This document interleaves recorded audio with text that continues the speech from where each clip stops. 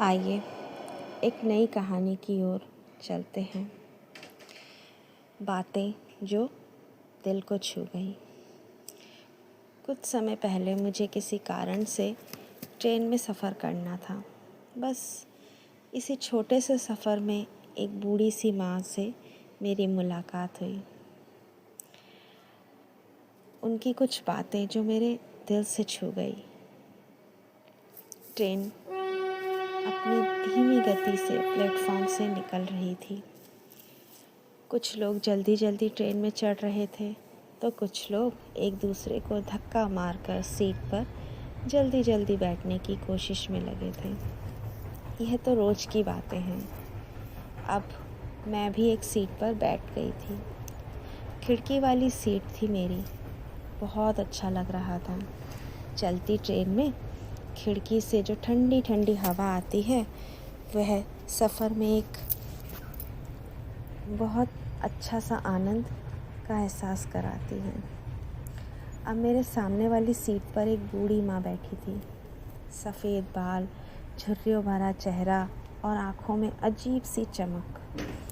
मैं उन्हें देख रही थी। बस मन कर रहा था कि उन्हें देखती ही रहूं। पता नहीं उनमें उनके चेहरे पर एक इंतज़ार सा दिख रहा था, पर पूछने में हिचकिचाहट हो रही थी।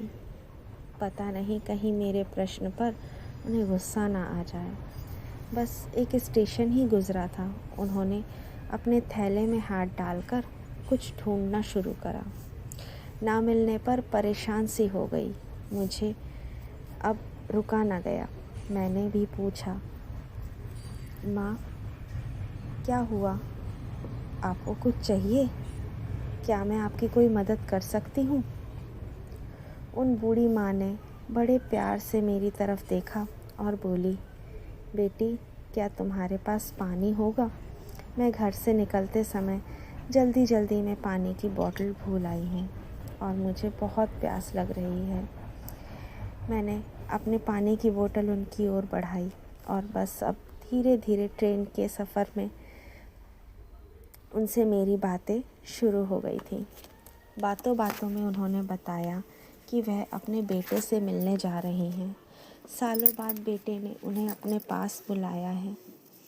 उनकी आवाज़ में जितनी खुशी थी उतनी ही कहीं ज़्यादा इंतज़ार झलक रहा था। मैंने पूछा, आप अकेले जा रहे हो?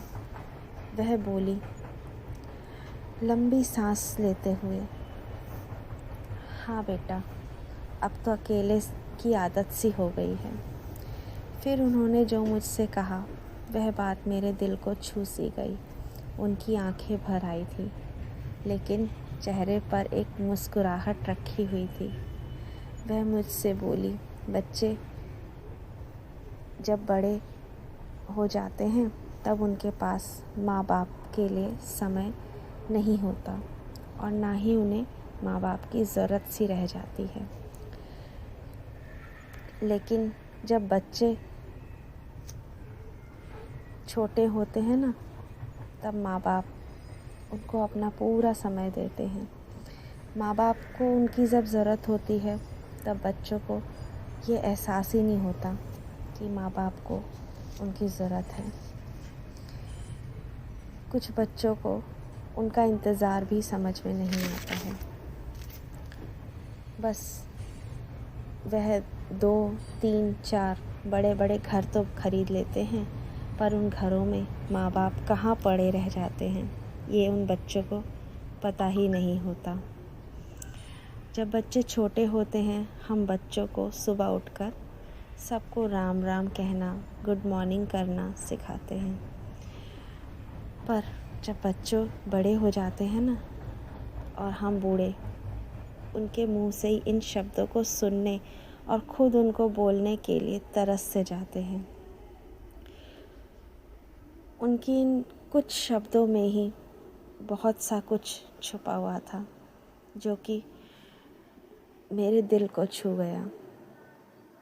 अब स्टेशन आने वाला था।